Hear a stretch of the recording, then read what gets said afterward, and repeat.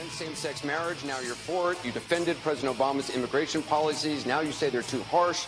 You supported his trade deal dozens of times. You even called it the gold standard. Now, suddenly last week, you're against it. Will you say anything to get elected? Well, actually, I have been very consistent over the course of my entire life. I have always fought for the same values. And the first thing I want to say before I start showing this is this guy is not a progressive. It's his persona for wrestling. He's a Hillary supporter. I think he might be a Bernie supporter, but for this persona that he's doing, he's supporting Hillary. I mean, you'll hear him, not here in this recording, but I'll go back to a previous one I saw, and but that's to rile up the crowd, right? I mean, this is show. I mean, you know, wrestling is just a show, right? I mean, this pro wrestling stuff, and I hate it. I mean, the violent, egotistical, arrogant side of it, just I'll have nothing to do with it. I haven't watched it for, I can remember the last time I watched it, even for a minute. Andre the Giant was around. And I just watched him a few times because, man, was he big. And I just thought it was interesting to see what he was like, being so giant. But I think this is a good thing. I mean, I don't think, if he was supporting Bernie, but see, that wouldn't play. That's the thing about, you see, I lived in Eastern Kentucky for 9 years doing my job, and I can bet you, first of all, there's a lot of liberals out there, a lot of gays, all the different kinds of people, and even the right wing out there can kind of, I don't know, I think they have respect for Bernie. They see an old guy with white hair and talking revolution, I mean, they love that. They're a very violent culture, the hillbillies,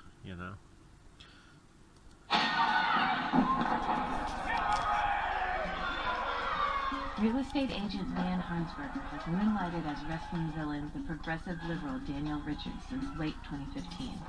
Get up, Fox News, maggot! Mostly in small towns in western Kentucky and East Tennessee. I asked him to give me a lesson on wrestling and politics. Tuck in my chin, and then I'm going to take a bump. All right. Bridge of the shoulders. The progressive liberal persona is the product of the very real friendship between Dan and his mentor, Bo James, and their real antagonism over politics and Appalachian culture. Oh, shit, Bo. Okay, my fucking knee. It's a struggle between my beliefs, his belief. Dan is seen as an outsider coming into these mountains trying to tell us how to live. He's no character. He's no gimmick. It's him. It's not just the politics. It's the hypocrisy of the right that I can't stand. So your politics informs your style of performance? I think the people's narrow-minded view gives me a platform to troll them. You tell the people, I'm going to punch him right in the mouth. They're with you. And so when you're driving with him and you're thinking like, oh my God, I'm so mad right now, are you also kind of thinking like, I can use that later? Yeah, every bit of it. Is there like a specific time you remember? Going to Leatherwood, Kentucky when he started about clean energy, and I pulled the car over and I said, get away from me right now. We need to stay away from each other for a few minutes.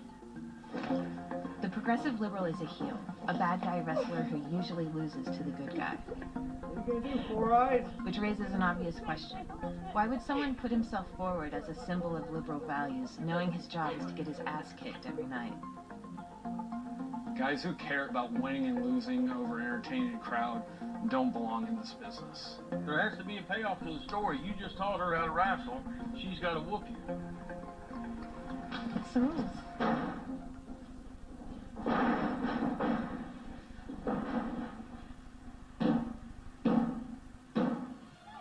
After our late-night wrestling school, Dan and Bo drove 3 hours to Campton, Kentucky.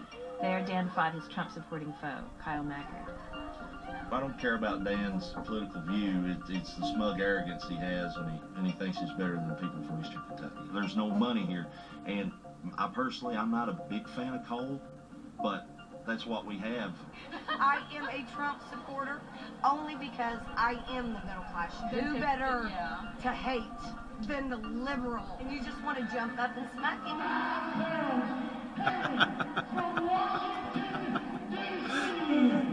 This is hilarious.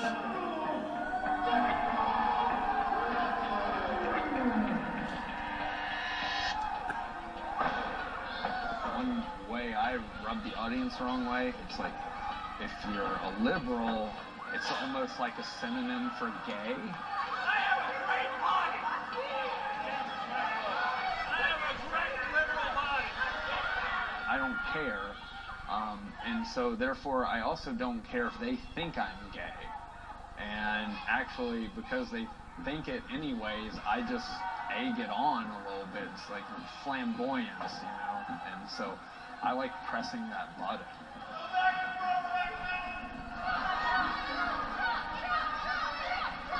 Wrestling has a long history of using politics to create bad guys. The Iron Sheik, the Russian Bear. See those kids getting all excited. Trump, Trump, Trump. It's,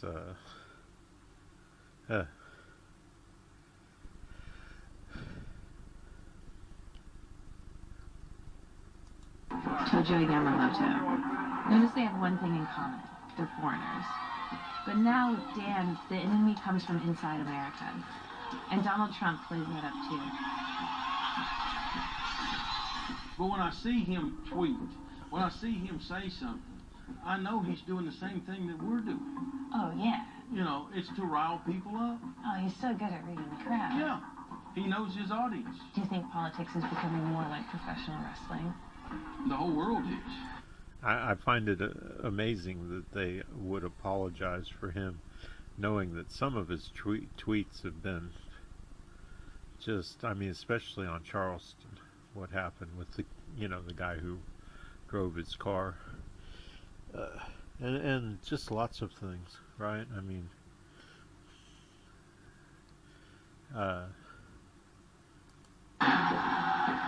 because it's used to make money. You know, wrestling's the only people stupid enough to tell them it was predetermined. see, that's the thing about progressives and, you know, I don't know, you want to call them racists. They hate to be called racists, though, right? Bill Maher is on the wrong side of things as he's been lately. He's right about a lot of things, and he used to be right all the time, except for about Muslims. He doesn't understand that, Muslims, properly. But he said there's two things that racists hate, and one is being called racist, and the other is black people. This is a great joke. I'll always remember that. So these people in Eastern Kentucky, you know, I mean, they have a lot in common with Bernie. I mean, you heard him say it right there that, you know, he thinks that, and he doesn't seem as right-wing as they get. I mean, he doesn't seem like a racist, and he doesn't. I mean, I've seen one, because I worked in Huntington and Ironton, Ohio, South Ohio, and in Eastern Kentucky, and that's where they're at. Well, they're in Carolina and stuff too, but obviously he's doing a lot, touring a lot through that area, and appealing to, you know, going down there and getting beat up. Looks to me like he won that one, though. And you know, he said that, well, you know, at least in professional wrestling, which professional wrestling is, you know, acting stuff. It's not the wrestling like you have in the Olympics or something like that. And he said, you know, at least we admit that it's just a show, you know. And so he agrees with progressives. I mean, we absolutely chant that constantly, that the, you know, two-party system is just a show, you know, and that any competition that's, they don't even talk about competition, and if they talk about anything, they kind of act like, well, competition is fair in this country, and that's just the way it is. Well, that isn't the way it is. We know how they're screwing progressives, but they won't get away with it for very long because there's just too many of us now. I mean, we're massive. You'll see in 2018, 2020 what happens. God.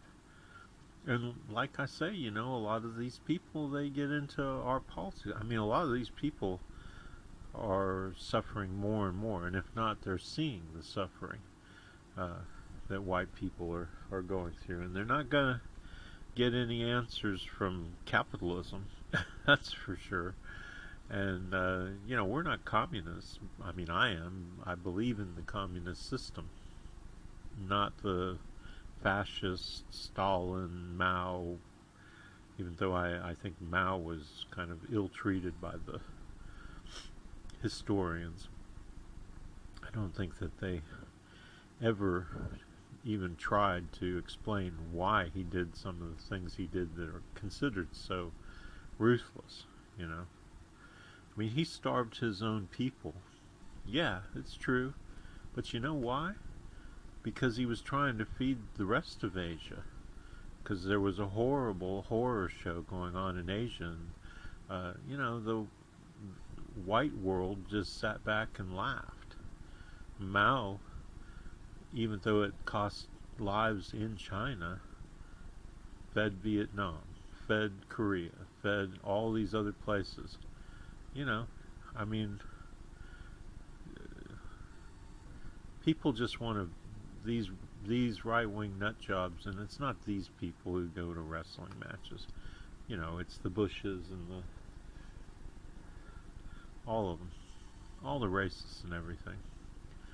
So, you know, as time goes on and people kind of become, these people out here, these mountain people they're talking about, become more and more familiar with what's really going on.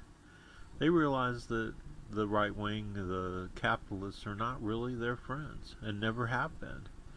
I mean, they suffered horribly in the 40s and 50s, 60s, 30s, 20s, and capitalists didn't, they weren't there. It wasn't until the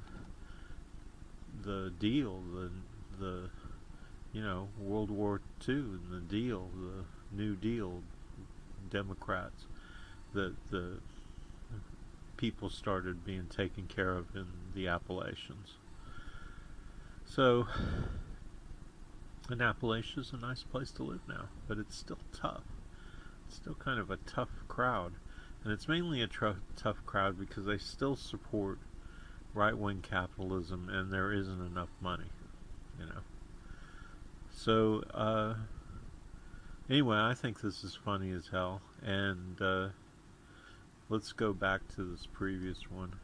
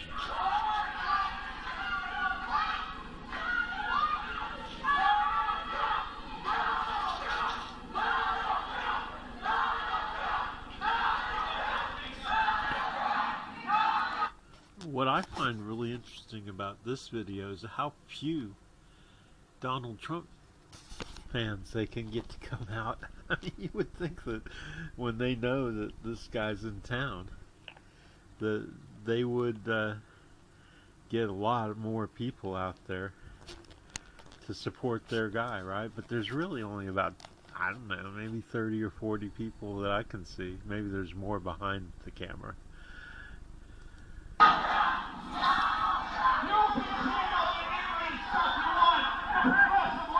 Talking. I've been in this state for just a few hours, and I've seen billboards that say Hillary sucks.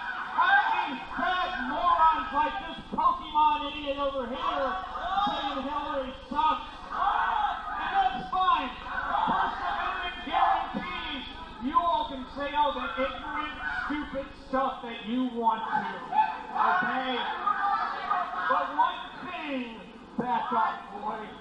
One thing that offends me is that during the second match, you had someone who's just trying to live his life openly and freely.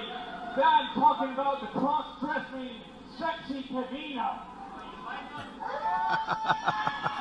Yeah, all you guys screw, you're on the wrong side of history. Shut up! You want to make fun of him?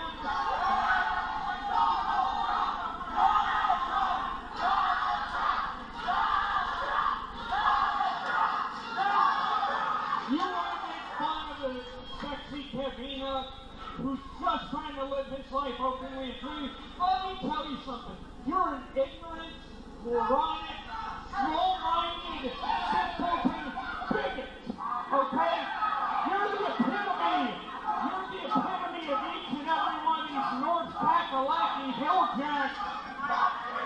You can chant Trump all you want. I'm going to say what I'm going to say. Donald Trump, you talk about, by the way, Donald Trump is not my president.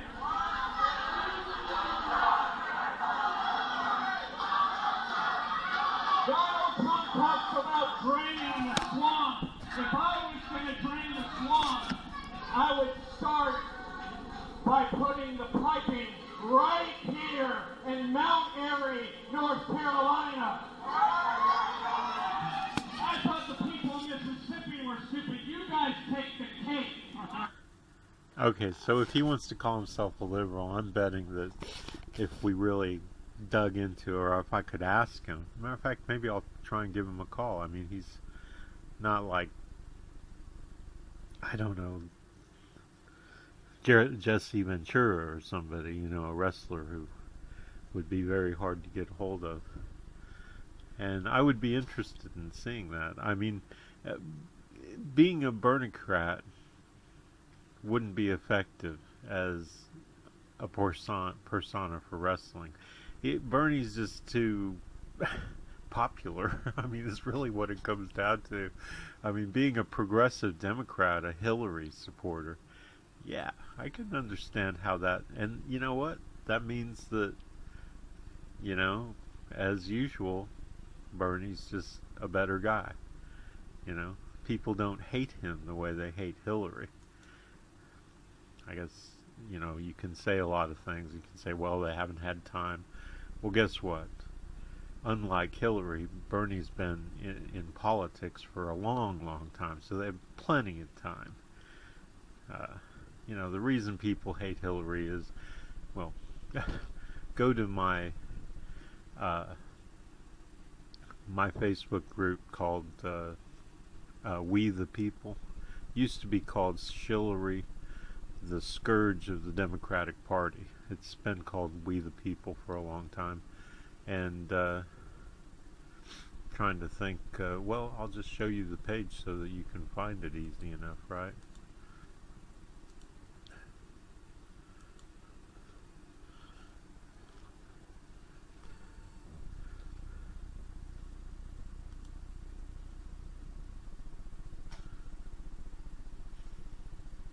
Whoa. I got a shitload of people trying to contact me.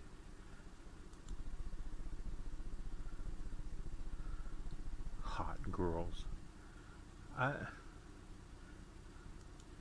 I don't know how I get these people as friends. They post stuff that I like, and then they turn out to be just sex stuff. How does that happen?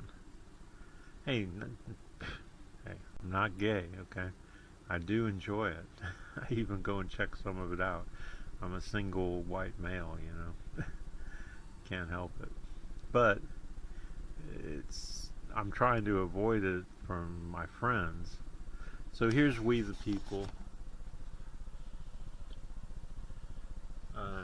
You know, the main group for this news show is Democratic Party headquarters. This is Democratic Party headquarters news, of course. So these are older groups, and they're great. I mean, the people in them. Let's see what some of the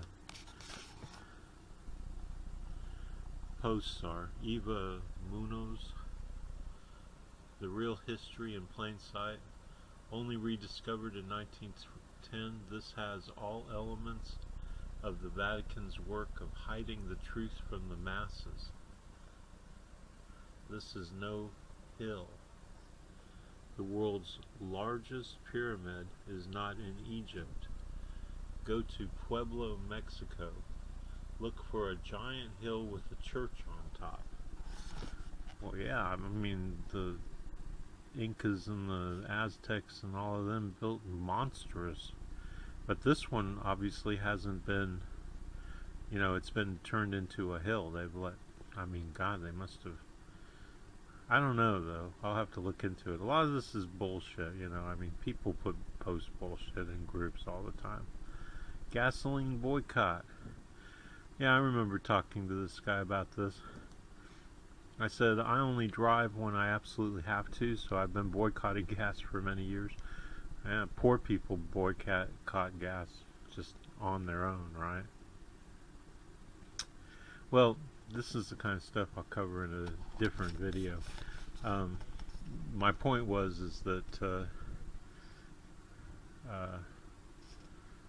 I guess that I'm anti-Hillary, and that at one point this group was called Shillery, the Scourge of the Democratic Party. So, and I made a lovely banner. Pick a side, the oligarchy or the people. And I love the meme in the middle. It says, tell me I have to vote for Hillary if Bernie doesn't win the nomination.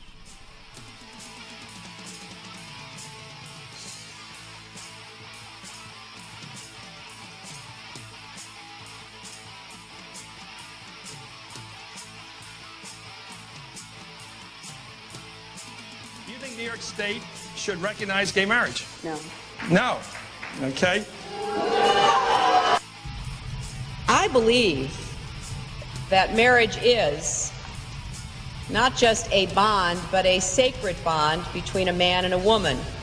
I have not supported same-sex marriage. I have supported civil partnerships and contractual relationships. I support marriage for lesbian and gay couples. I support it personally and as a matter of policy and law. So you're saying your opinion on gay marriage changed, or you changed your mind?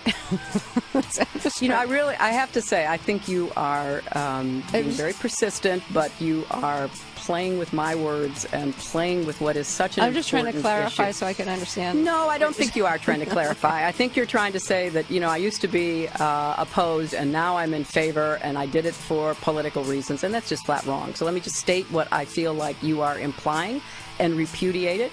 I have a strong record. I have a great commitment to this issue, and I am proud of what I've done and the progress we're making. Yeah, I'm sorry, I just want to clarify what I was saying. No, I was saying that you maybe really believed this all along, but, you know, believed in gay marriage all along, but felt for political reasons America wasn't ready yet and you couldn't say it. That's what I was thinking. No, that is not true. It really is great how long you've supported gay marriage. Yes. I could have supported it sooner. Well, you did it pretty soon. Could have been sooner. Fair point.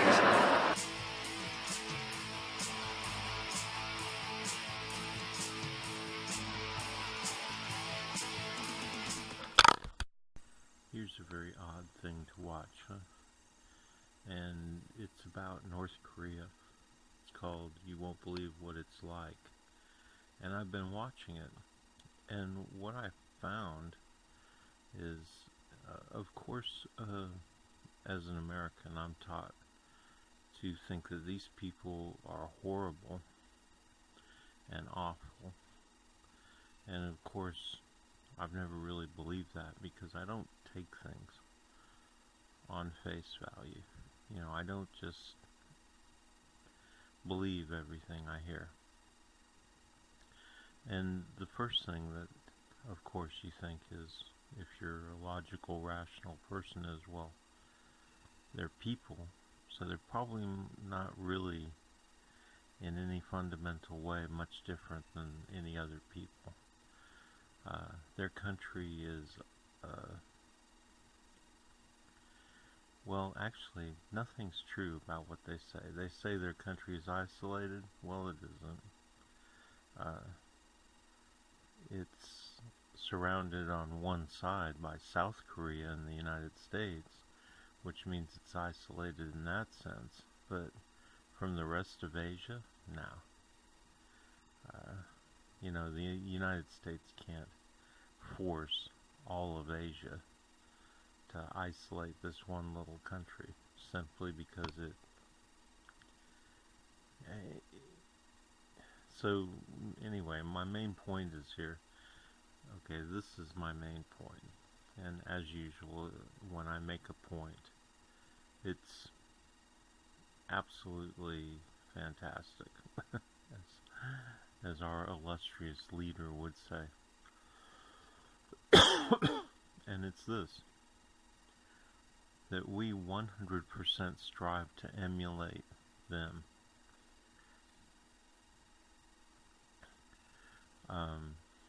We like to claim that our country is a country where, you know, most of the people, except for a few assholes like me, don't have faith. I mean, most of the country has faith in the country and its leaders, and have a wonderful country, and we all have faith in it, and we all believe in it, and we all follow blindly because we have such good leaders and such a fine system, and a system that brings wealth and happiness to its people. Okay, that's what we believe, right? So in a way, we're emulating them, because if you learn about them, no matter how hard they've had it at some point, now and for most of their time, that's what they've been. I mean, in North Korea, everybody believes in their country. You know, the truth is they're elected. Kim Jong-un is elected, and guess what? He gets 100%. I mean, everybody votes for him. And you can call them brainwashed or whatever you want, but they're exactly like what conservative Americans believe their country should be like. Conservative Americans would love it if everybody in America voted for Trump, you know, or voted for Bush or whoever, and that everybody just fell in line and walked in lockstep with conservatives and the system. And they believe that, of course, if we all did that, we would all have wonderful lives. But we don't believe that about North Korea, where that is happening. I mean, maybe you should watch a little bit of this. That's what is going on in North Korea. And we think of North Korea as this horrible place with everything is broken down, and, well, in fact, they're exactly like what we would like to think of ourselves as. I'll watch a little bit of this.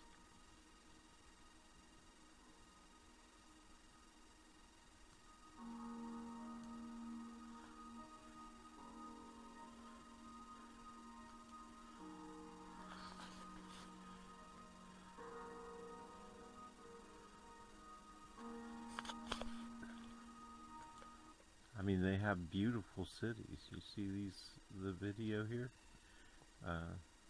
We think of them as being all run down and everything, but they have cities like we would like to have.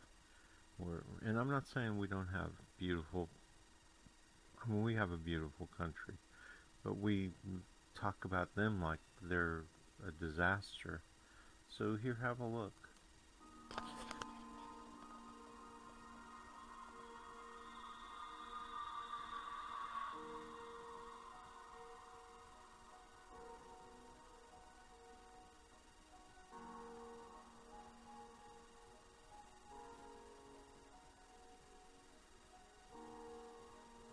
Everything is clean. It's like it runs like clockwork, right? And I think it has to, because wow, look at that. I mean, they build real large.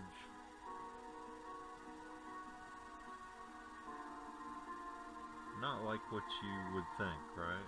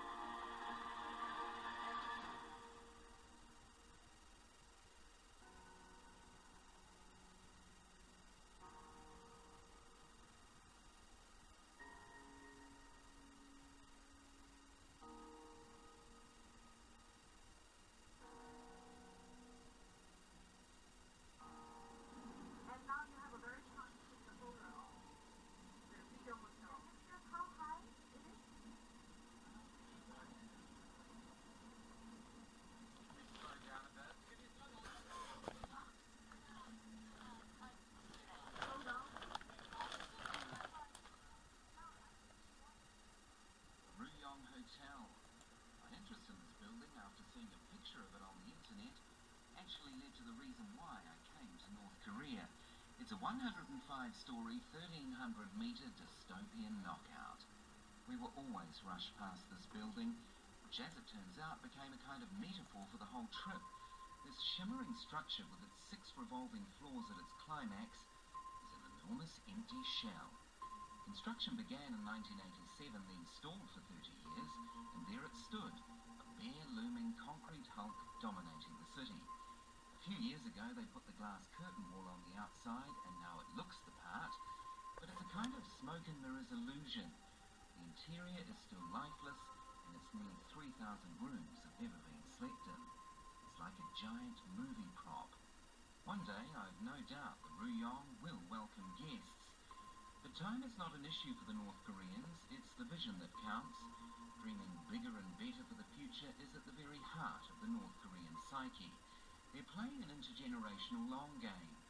We never really get a chance to more closely inspect the Ruyong, but the dazzling capital itself is a large enough testament to the dream big philosophy. In the West we see images of this country of poor and hopeless poverty, and I'm going to try and show you those images. But first, I want to show you where the Koreans think they should be. And this city is it. It's a showstopper. Rarely seen, hardly visited, yet so globally important. Its striking architecture and enormous monuments create a deep sense of pride for its citizens, the nearly 3.5 million favourites and the elite, who form neatly rank and file behind the third head of a dynasty who've governed this republic for more than 70 years. For the visitor at first it feels disturbing. Its clean, wide boulevards are strangely alien. Its ambience, well, like a movie set.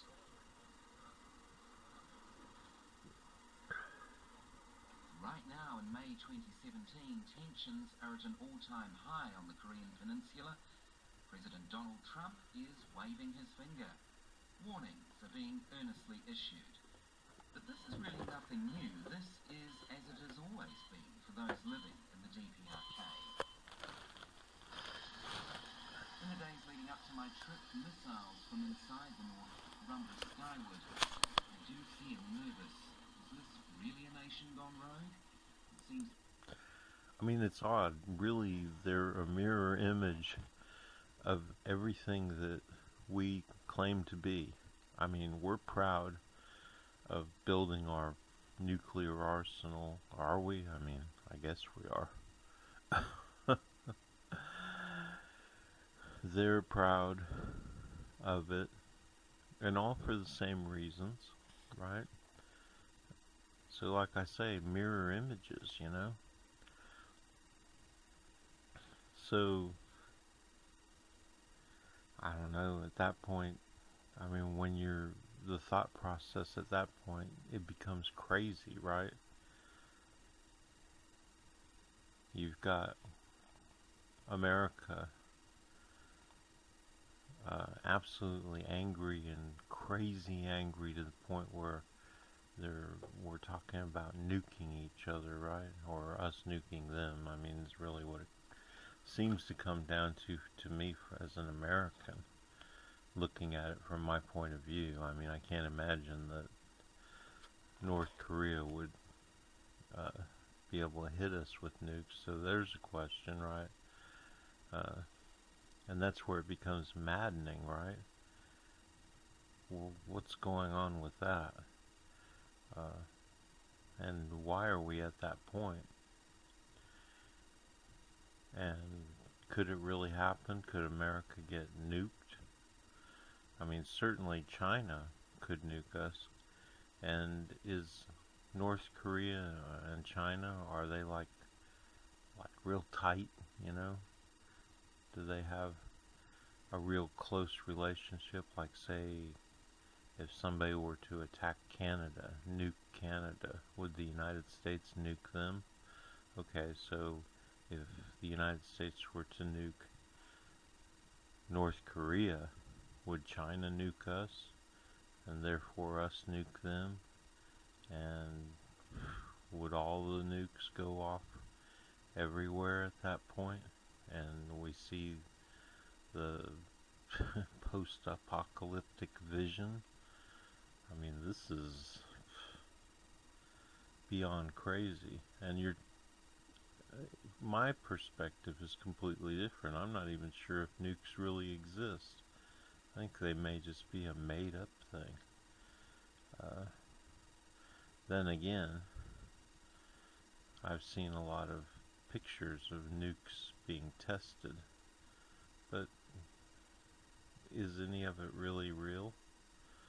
I hear stories about radiation and radiation poisoning, but what if mutation and weird babies are just part of life, and it turns out that you know, they can go out and find proof of nuclear testing, even though nothing has been nuclear tested. What if they were able to just find a way to drop a bunch of bombs on Hiroshima and Nagasaki, and then just fake it and say that it was a nuclear attack? I mean, I look at the pictures, it doesn't look any different from any other mass bombing. You know, you could send 1,000 bombers all day long over Hiroshima and bomb the shit out of it and then say it was nuked. But then again, maybe they are able to create bombs that do far more damage, you know, nuclear weapons. I mean, that's almost crazy, right? It's kind of like believing that we didn't send a man to the moon, and yet there's so many people who believe we didn't, that it was all faked. Of course, there's people who say, well, there isn't really a moon going around the earth and the earth is flat. So I mean,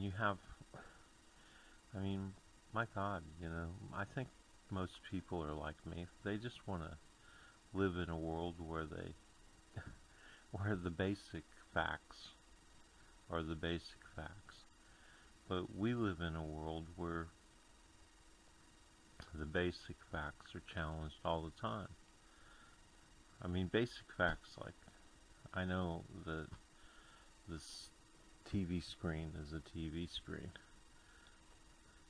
and I can count on that. But beyond that, getting out into the world, which I've seen, I've flown around. Supposedly we flew around it, and things like that. So you have an idea of what's real and what's not real. But at the same time, in the media, and especially in this new media, you got so many people who claim the opposite. And when it comes to understanding a country like North Korea, where as an American, I don't think not even allowed to go, and even if I was allowed to go, I'm taught to be scared. I mean, we have this guy who died when he went there recently. Was arrested for stealing something in the hotel or something like that, and I think it was, I forget the whole story. So let's watch a little more of this. It's like nuclear Armageddon is only just over the horizon.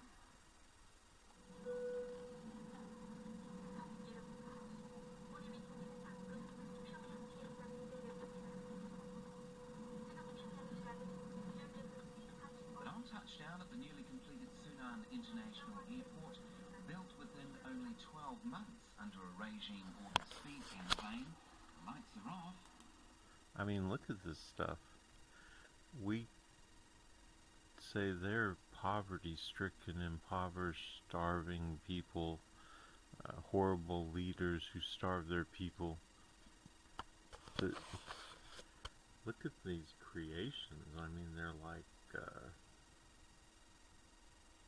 I don't know how to describe it. I mean, this right here. These massive buildings. And the perfection, you know?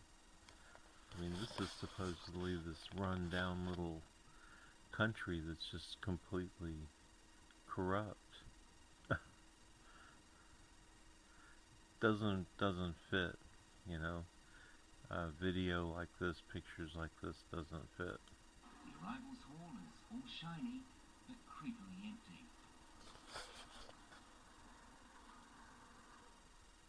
And within only a few minutes of boarding our tour bus, I'm left under no illusions as our government minder, Mr. Lee, reminds all of us about the people's vision and their purpose. Nowadays, Trump administration run amok to stifle and isolate our republic with nukes and sanctions, and also they intervene in Korea, in Korean questions. So facing these circumstances, our republic resolved the decision to develop the nuclear deterrent power very fast. Our republic resolved that decision and officially declare this through the world. So China, all of you came here as tourists to see our country. So I want all of you for coming to our country. Thank you. North Koreans are very proud of their nuclear program, and we'll get up close and personal with the children training to be scientists and even the rocket technology itself. North Korea wants a seat at the table of nuclear nations, and for me, a week in the country will prove that they will stop at nothing to get it. Travel inside the DPRK is like a Contiki version of a prison bus transfer. At all times, you'll be wedded to these people, guides of the Korea International Travel Company. Mr. Lee, Ms. Kim, and Ms. Han will be part guide, part government minder, part friend, part spy, part conversion to the ways and ideals of the real Korea. You will see their version of the country. You will not be able to move freely, you will get on the bus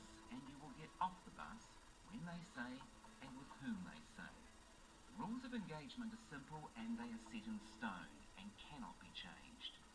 The only room for manoeuvre and negotiation of those rules is a questioning of each other's minds. The only freedom a traveller to the DPRK has is within his own mind, and by the end of it, even in there, questions will start to linger about what is right, what is wrong, and what is just. No one walks away from the DPRK unchanged, myself included.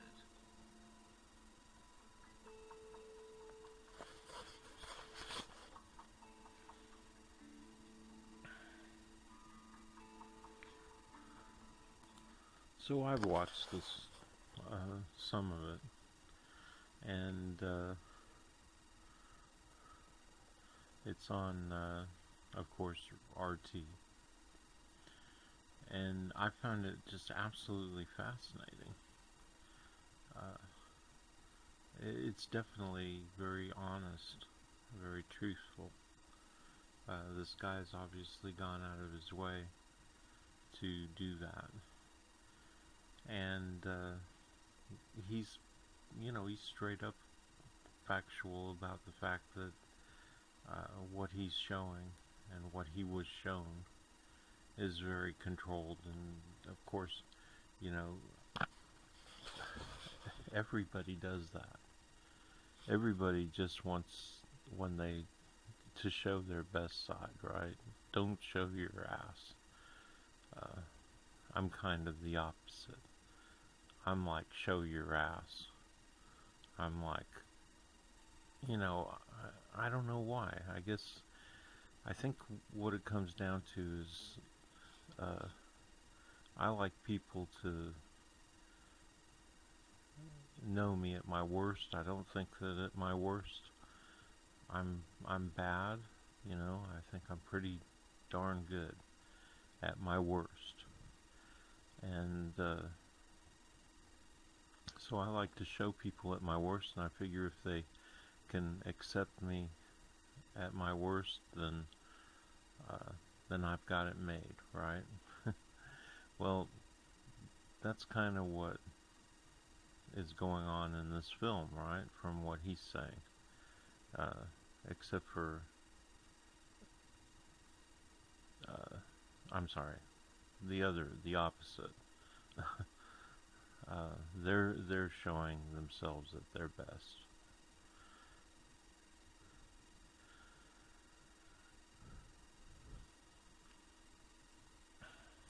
And of course, there's the rub, right?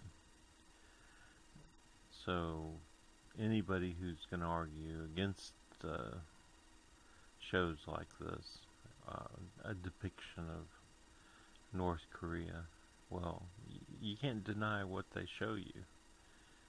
And the argument against it is always going to be that, well, beyond these trees right here, right, is just like total pile of shit, right? And I don't know, maybe so. But what I am sure of is that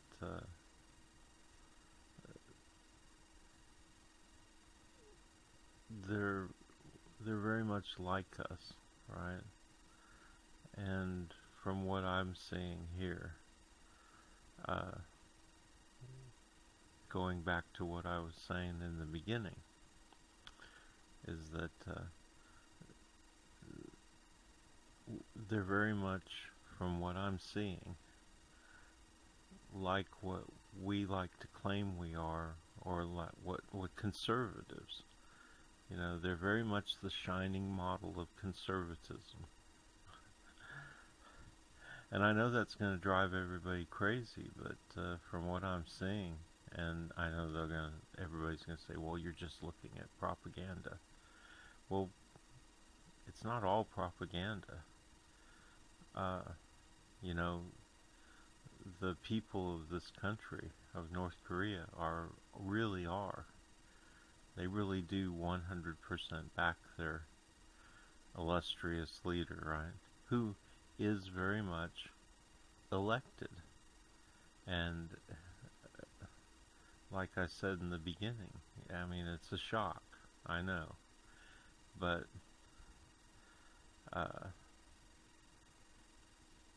like Republicans would love to be like them. They would love to have a country where 100% of the country supports them instead of like 20%. I mean, that's what people are getting elected with in this country, regardless of who they are, Democrat or Republican. Both are enormously unpopular. And that's been years coming, because both of them, establishment Republicans and Democrats, have had, you know, they've artificially propped up their image and their numbers with lies and deceit. And the chickens come home to roost, right? But I mean, both of them, I guess anybody would love to have this, right? I mean, 100%. You know, you have an election, everybody votes, and they all vote 100% for Kim Jong-un. I mean, and I guess we must hate that, right? That they're everything that we wish we could be. And yet at the same time, we claim that they're everything that we don't want to be, that they're awful.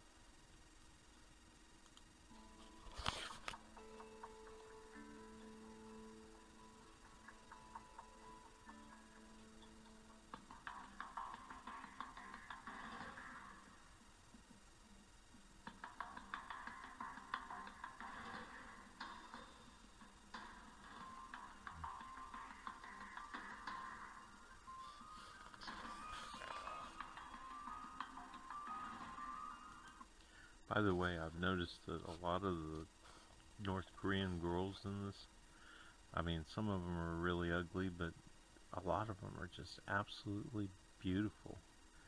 I mean, I'd do them. Just a side note, because I think that, and I'm joking there, well, I'm not, and I am. I am and I'm not. I guess the whole world's a dichotomy. But what I'm pointing out, just to make sure you understand, I'm not a pervert, but what I'm talking about is, you know, beauty is so much a part of our propagandization, right? I mean, when America wants to show its best side, it's always showing its beautiful women, handsome men, and everybody does that, right? Sex sells, kind of thing. Anyway, just a side point on propagandization.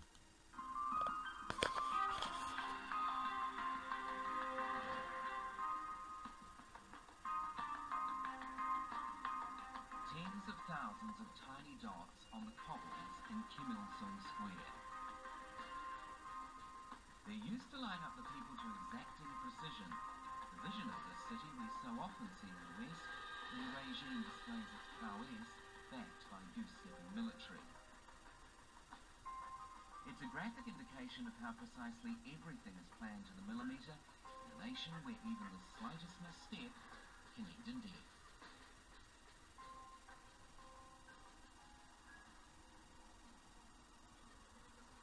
But today, there is merely silence. And then a question from Mr. Lee. I look like a journalist. That tangential probe would underscore the tone for the rest of the week, as our mutual suspicion overshadowed every interaction and led to long evenings drinking together where he would try to question my motives and I would do exactly the same to him. A mental game of cat and mouse, where I was never quite sure where his questions would leave me, and he was always in fear my questions would confirm deep-held prejudices he was sure I would take back to the West.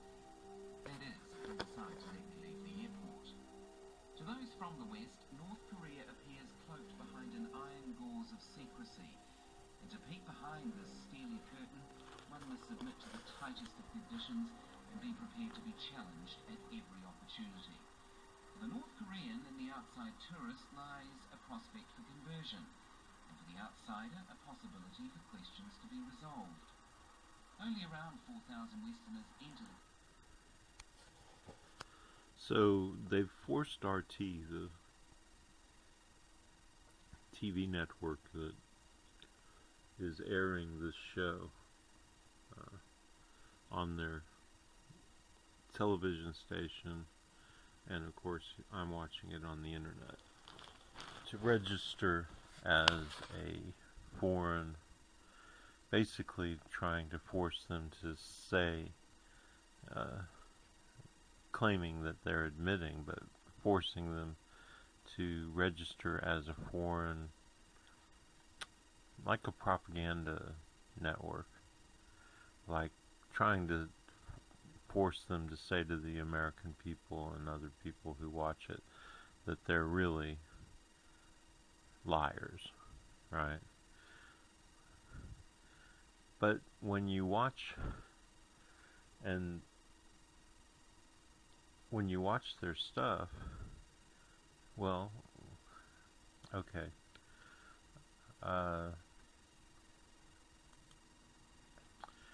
I think we're going to let this, there's some more of this that I'd like you to see, because, and I'll just tell you in a nutshell before I go back to, because what I want to do is go all the way back to Redacted Tonight, and for you to see what he has to say about that, okay? Because it very much kind of tidily sums everything up about what they're doing. But about this show, this is on YouTube, and it's called Secret North Korea 2017.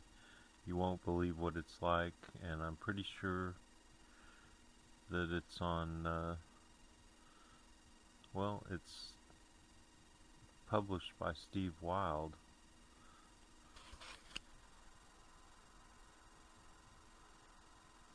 So maybe it isn't an RT production. But let's go back and see what here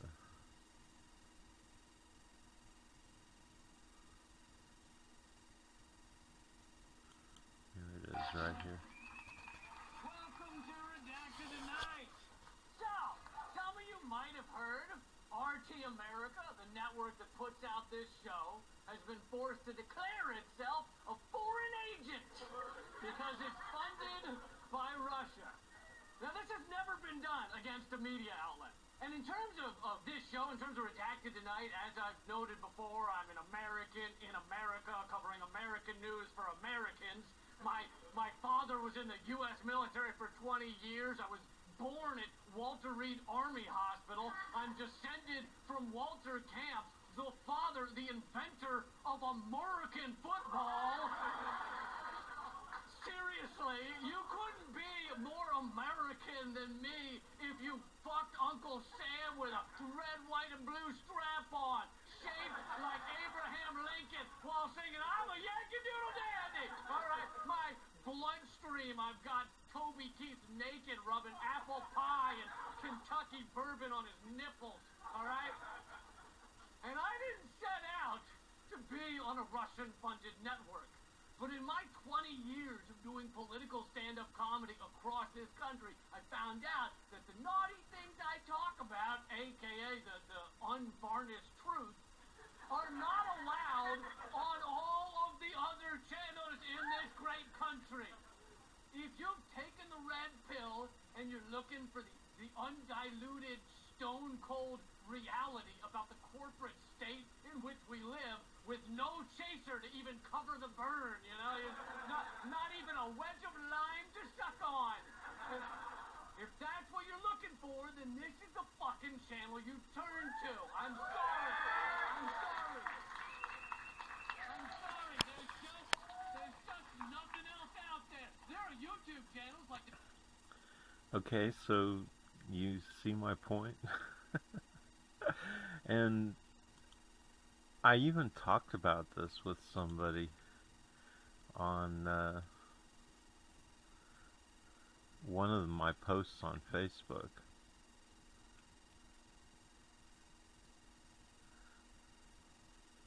And I'm probably not going to be able to find it here, but I'll talk about it instead. So you know, I said, well, she was saying how Russia, you know, fucked with our elections, and I was like, well, in my experience, my feeling is, and I think I'm very well studied in this, I think I know what I'm talking about, that the Russians, in everything that I saw, had the interest of the average American and the poor Americans more than like the conservatives or the establishment Democrats. Like, if I had to pick between the Russians, from what I've seen, and establishment Democrats, and especially Republicans, right, in terms of my best interest, you know, I'd take them. And she got all pissed off, and she was like, "You're like kidding, right?" And I said, "No." I said, and I'm not talking about letting them run my country, right? But their opinions over Republican or establishment Democrat opinions, you know, it feels very much like establishment Democrats and Republicans are really all about their interests, right? I mean, they don't really, at this point, they're letting like the country go to hell, just as long as they can maintain their power. And they're willing to do all these awful things, destroying our institutions, our democracy, etc., in order to stay in power. So they're willing to back the capitalist system to propagandize all the American people into believing that all the despair, poverty, and despair doesn't exist, basically.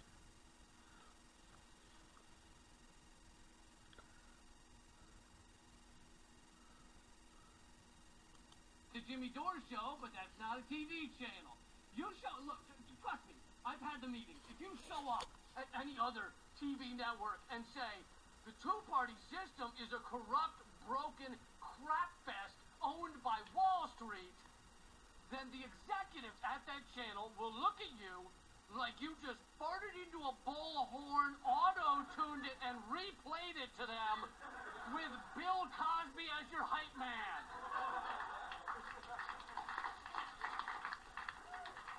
A lot of the shows on RT America are hosted by people who were kicked out of the corporate outlets because they you know, after they said things that aren't allowed. And when I say said things, I don't mean like they acted.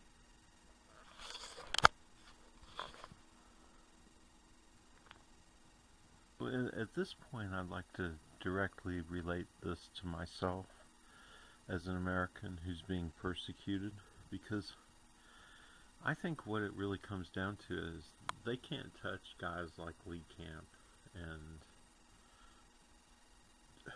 you know, whoever, all these other people. So when a guy like me accidentally sticks my nose out too far, so I didn't know they were listening to me, and I said what I said about war and revolution and everything,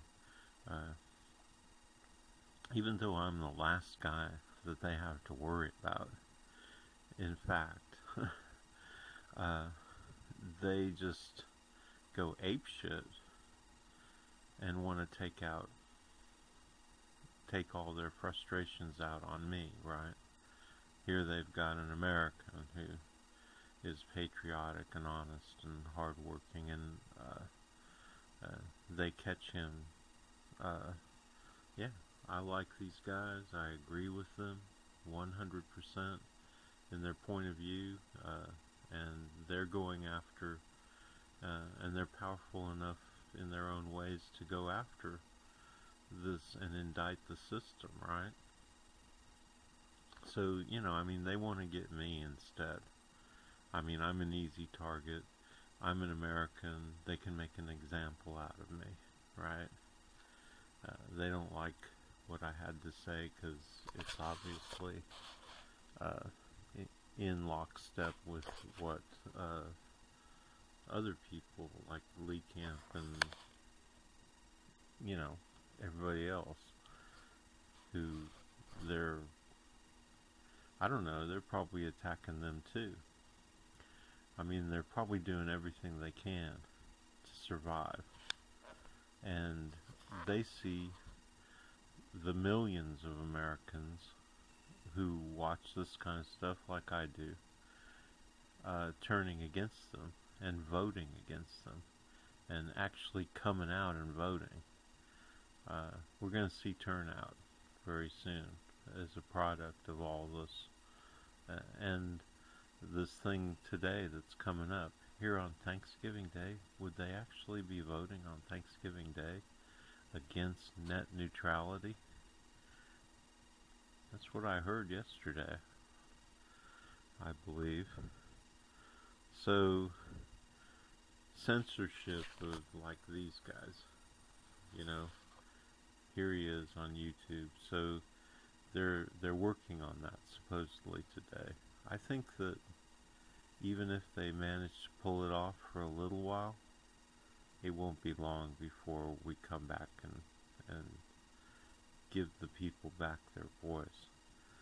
I don't think that they're going to be able to stop internet, this revolution that's going on, that they've been holding back by owning the entire media. Accidentally used the word douche-tard on air. I mean, they came out against our military-industrial complex or our corporate state or the bank-owned faux democracy, okay? Chris Hedges was booted from the New York Times after coming out against the Iraq War. Ed Schultz was sidelined at MSNBC after speaking up a lot about the Trans-Pacific Partnership, which was largely considered a global corporate takeover, and he was the only one talking about it on that network. Governor Jesse Ventura had a major news show with MSNBC set to go, ready to start before the Iraq War began. But then they found out he's opposed to war. And this is true. They asked him if he could change his mind on that. Excuse us, Jesse. Are you flexible on the whole let's not kill 1 million innocent people under false pretenses thing? Can you flexibility on that?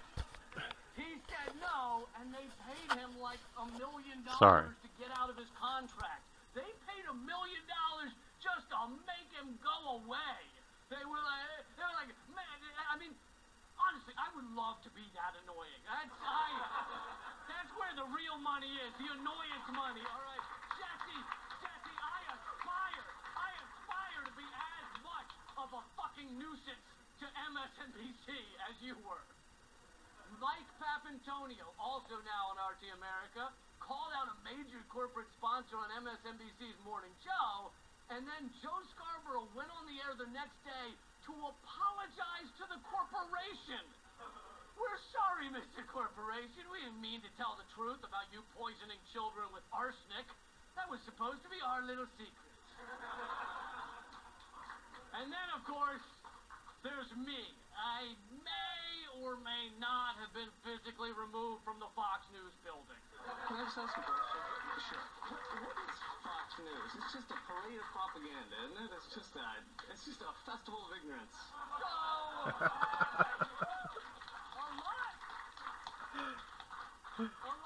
You know, I mean, if you can't understand why I consider guys like these heroes, I'm sorry. I mean, I have no way.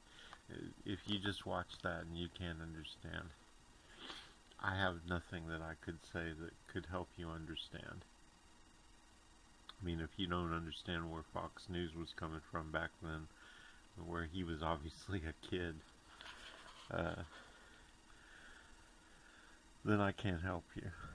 I mean, they were just utter bullshit, and most of them today are still utter bullshit. I mean, they will wander off into the realm of reality from time to time. When Sean Hannity decides that he likes Bernie for some reason, or something like that, I forget. I've seen stuff where they wander in, they bump into reality from time to time, but generally speaking, they're able to navigate around it. And for those of you who disagree with me on that, fuck you. You're so full of shit. I mean, you're so stupid. You need to just get a reality check. So, I suggest you go here and watch this whole thing. It's Squirrely 172, RT America, foreign agent, tax deductible, sexual abuse, and more. So it's I've gone to one of Redacted Tonight and picked that out. But you can just probably type in RT American or foreign agent and get to it. If not, go to Redacted Tonight, and it's November 17th, 2017, so it's like one of their most recent shows. And it's the whole show, and it's free. You know, everything related to communists is free. Everybody wants us to pay for everything else. And, you know, I'm not saying that in a systematic kind of way people shouldn't pay or anything. I mean, obviously, if we create a fair world, then and we use money, obviously people would pay. But people like me who are poor, we don't have money to pay. So the capitalist system is telling us, well, you don't, I mean, even though I worked all my life and did everything I was supposed to do, but for some reason, I'm not supposed to have access to information. I'm not supposed to have access to this. This is the only fairness I can find in the world, just about. And so, you know, even though entertainment is important to our mental health, you're telling us that you can't make it available to poor people for free. You know, the system is a weird thing, right? I mean, I can't even describe it. It's just too much for my brain right now.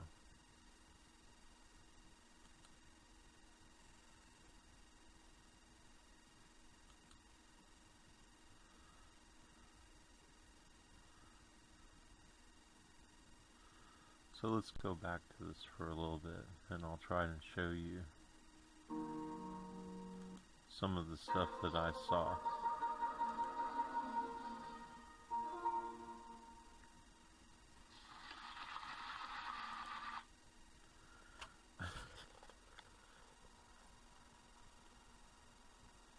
She's got a real nice Stratocaster there.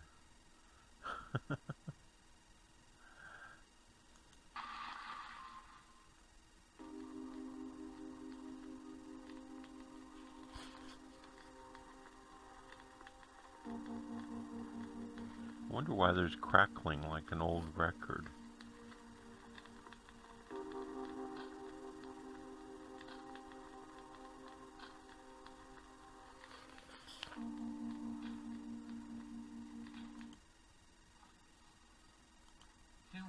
the military in the DPRK is strictly banned, but in a country which boasts one of the biggest armies in the world, no camera shot can be engaged without capturing a uniform. The North Korean People's Army claims more than 1 million active troops and nearly 7 million in reserve. This is not only a police state, it is a country still actively at war. The cooperative farm is so neat and tidy, yet there are almost no workers in sight. Who really works these fields? As we leave, we come to a mock hero.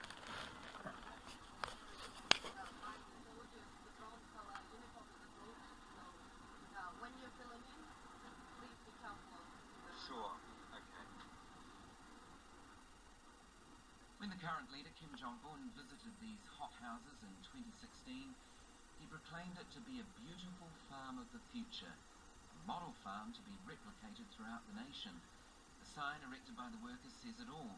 Let's thoroughly accomplish the words spoken by dear leader Kim Jong-un on his visit. His regime knows that food is at the heart of this realm, and nothing will be achieved unless the people have it. But while the model farm is beautiful in its strangely precise way, it contrasts deeply with the true reality of country life in North Korea. Modern farming equipment is almost absent, but while the fields do seem to produce crops, that achievement comes through back-breaking human labour, assisted by beasts.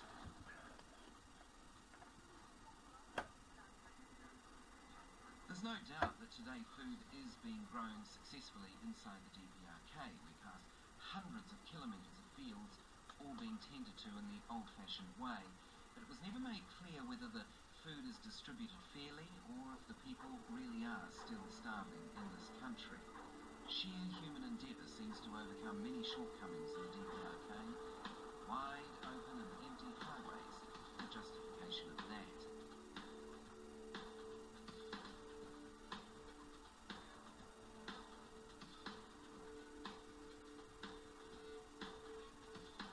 Our guides proudly proclaim this as an important human contribution to the nation.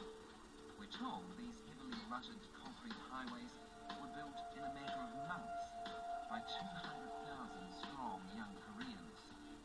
We spend hours on these roadways, the bone-jarring ride only ceasing as we stop at the many military checkpoints along the way.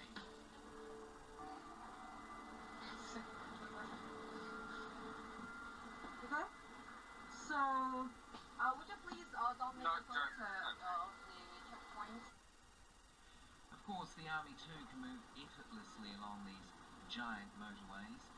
The only tanks we saw were lined up in the hundreds on the back of train transporters, and it proved impossible for me to capture those on film without being noticed. So the round one has the Korean map, and below the Korean map there is the Korean letters which says. Of course, every so often dramatic monuments appear. This one is a hail to Korean reunification. It was built in 2001 to embody the desire of the eternal President Kim Il-sung that the Korean peninsula should once again be whole and at one under the Northern ideology. The two Korean women, in national dress, are holding a united Korea on a globe. Then it's back again to the wide open highways, rutted and potholed. And again, that's the rub, right? I mean, that's where the war all comes from.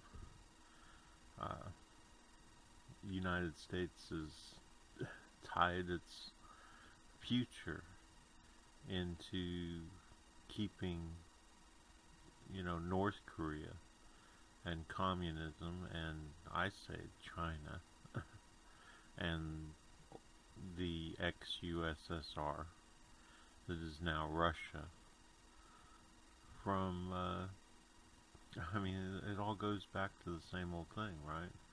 We're back in the 50s, fighting communism. But what are we really fighting? We're fighting for our dominance of the world.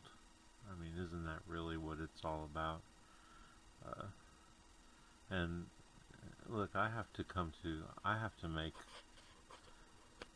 a judgment here, right? And in my judgment, and my experience from Indonesia to Lebanon, Saudi Arabia, Europe, from my experience, this is all about us wanting to dominate them and therefore prosper off of them. Kind of like vampires, kind of like, sucking their blood to make a few people, so Bushes, we'll just say Bushes, even though what it represents is a larger, the capitalists, the fat cats, all that, the Rothschilds, the Rockefellers, the Carnegies, whatever, I could throw out a million names, but I think you know what I'm talking about. All the people who, it's just like yesterday I was talking to this friend of mine, and he's upset because he owns stock in a mining company that the people of Papua New Guinea want to force them to sell the company to the people of Papua New Guinea where the mining is being done. And I'm not going to get into all the reasons, the pollution and all that kind of stuff right here, but obviously it's their country. But he's upset. Here's an American. And, I have to say, my friends can be really irritating.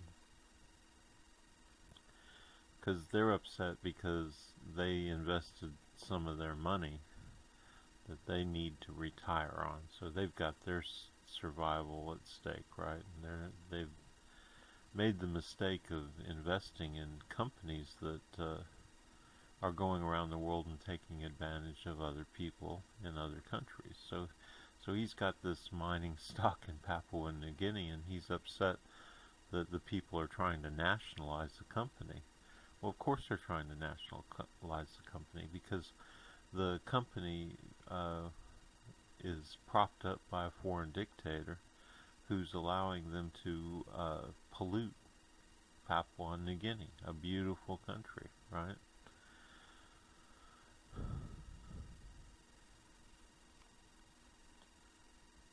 But it's just kind of funny that, Americans, they're sitting over here 10,000 miles away from where they're investing in a horror story. And then they get upset that the people of that country, will, ruin their stock. So you got people over here who are afraid of poverty because and they can't wrap their minds around the fact that they made the mistake of investing in American imperialism halfway around the world, affecting another group of people who are also trying to survive and are faced with and I said to the guy, well, what if, because we're jogging around what I call the pond because it's too small to be a lake, and it's too big to be a pond. And he tells me this story.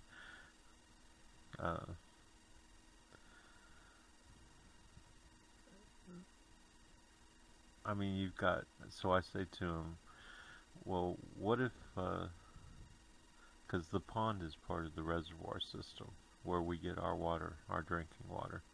And I say to him, well, what if one day you saw the fish dead in the pond, and it turned out that they died because the water coming from the nearby let's pretend like there was a mine, and that it was owned by the people of Papua New Guinea, and because it was in the United States, they didn't care about the fact that they just polluted everything, and the pollution was running off the mine into our drinking water here in the pond, and all the fish were dead. And you found out that it was also the people in Papua New Guinea who owned stock in that company could make money off of our minerals and pull our minerals out from under our feet and make money off of them. I mean, you flip the thing around and all of a sudden people are like, yeah, I guess you're right. Because that's exactly what's going on, right? Lumbering on like a crumpled ribbon across the deeply ploughed fields, and to another collective farm.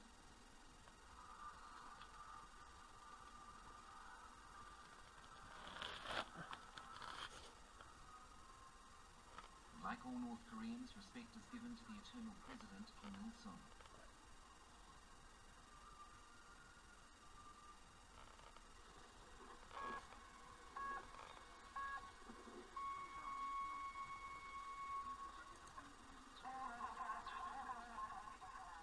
Propaganda audio blares endlessly.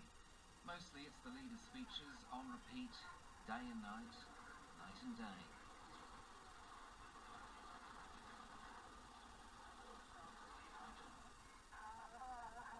Neat rows are displayed, but once again no recognisable workers apart from a lone woman watering the vegetables. And there are those military uniforms again.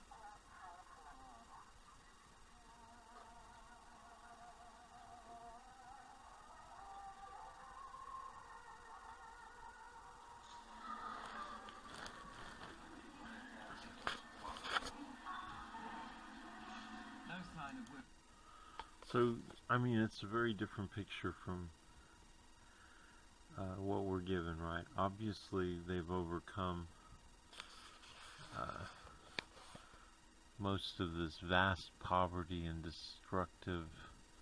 destruction and everything that, I mean, they've obviously moved on and gotten past all the horror that we've heard about, or whether it ever really existed to the extent that we like to describe it.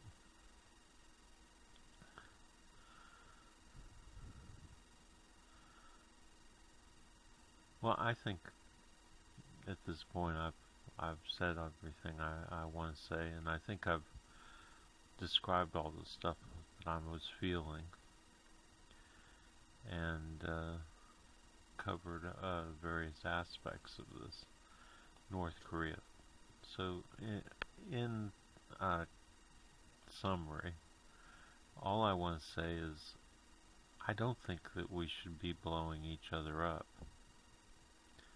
I mean, all this work that they've done to make their country decent for themselves, and all the work that all the other people like us in the United States and everything, all the work, you know, you're just going to erase all that?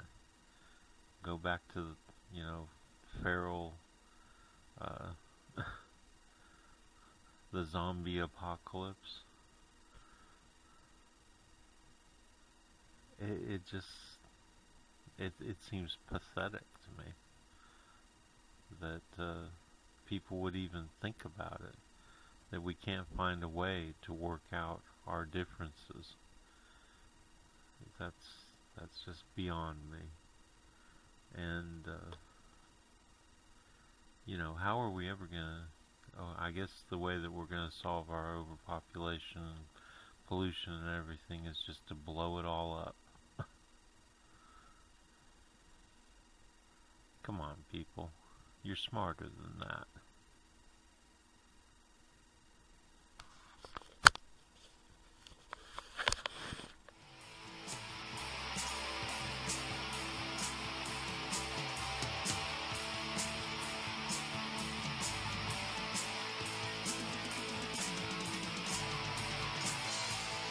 In July, New Hampshire, you told the crowd you, quote, take a backseat to no one when it comes to progressive values. I take a backseat to no one when you look at my record in standing up and fighting for progressive values. Last month in Ohio, you said you plead guilty to, quote, being kind of moderate and center. Do you change your political identity based on who you're talking to? No, I think that, like most people that I know, I have a range of views, but they are rooted in my values and my experience. You know, I get accused of being kind of moderate and center. I plead guilty. Just for the record, are you a progressive or are you a moderate? I'm a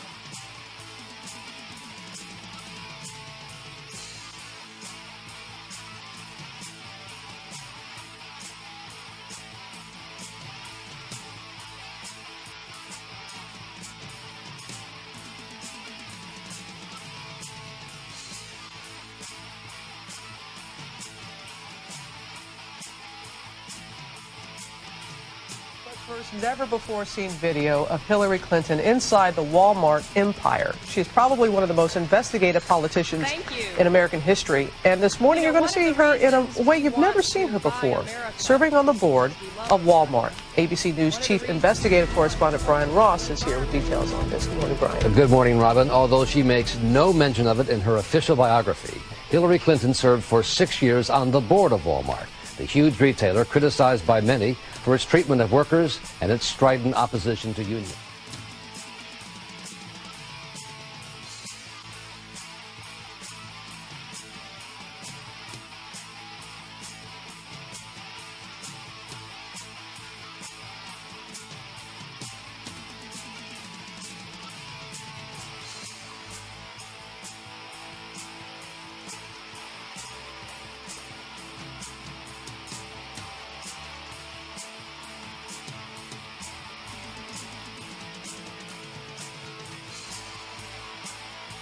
Walmart's opposition to unions was led for decades by labor lawyer John Tate, who after his retirement proudly recalled at this company meeting in 2004 what he said was his favorite phrase. Labor unions are nothing but blood-sucking parasites living off of the productive labor of people who work for a living.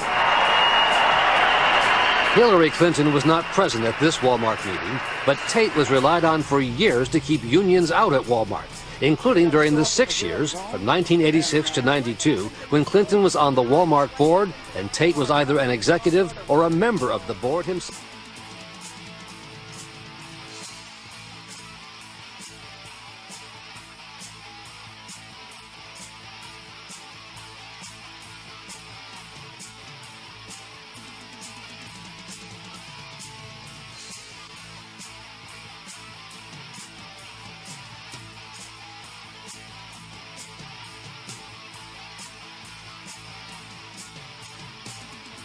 Going through the emails, there were over 60,000 in total sent and received. About half were work-related and went to the State Department, and about half were personal that were not in any way related to my work. When you speak to the public, you say, I turned over everything.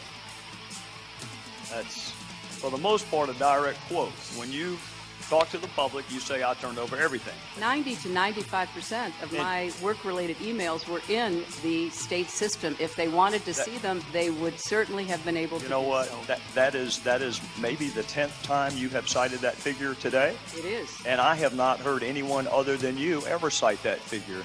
Who told you that 90 to 95% of your emails were in the State Department system? Who told you that? We learned that from the State Department in their analysis of the emails that were already on the system. The Inspector General report found that less than 1% of State Department emails, record emails, were captured. So they give a number of less than 1%, and you give a number of 90%.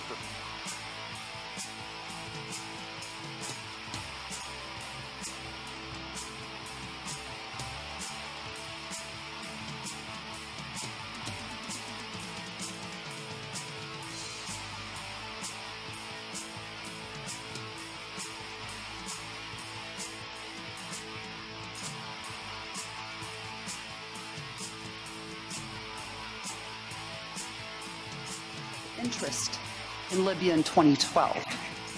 The server contains personal communications from my husband and me. Only time I got on the internet, I did 2 emails, and I ordered Christmas presents from a reservation. Otherwise, I found people said embarrassing things on emails. I didn't want to be one of them.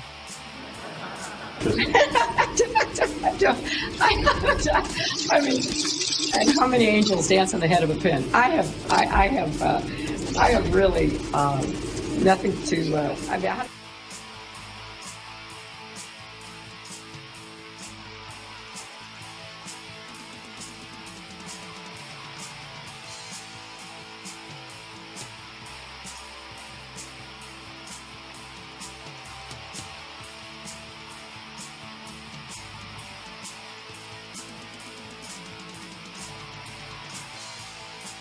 represented Wall Street as a senator from New York, and I went to Wall Street in December of 2007, before the big crash that we had, and I basically said, cut it out.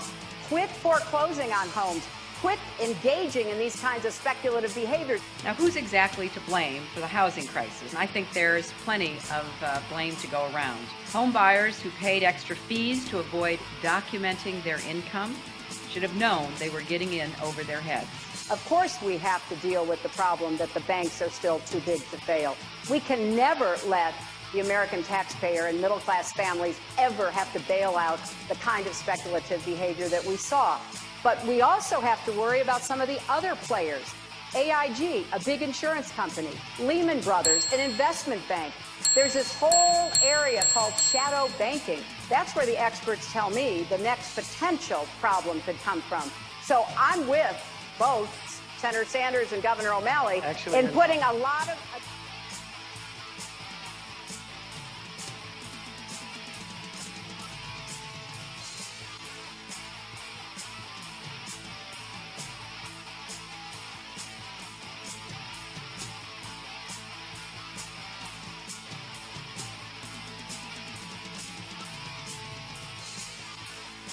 I represented New York, and I represented New York on 9/11. When we were attacked, where were we attacked? We were attacked in downtown Manhattan, where Wall Street is. I did spend a whole lot of time and effort helping them rebuild. That was good for New York, it was good for the economy, and it was a way to rebuke the terrorists who had attacked our country. 9/11 was bad. I agree with you.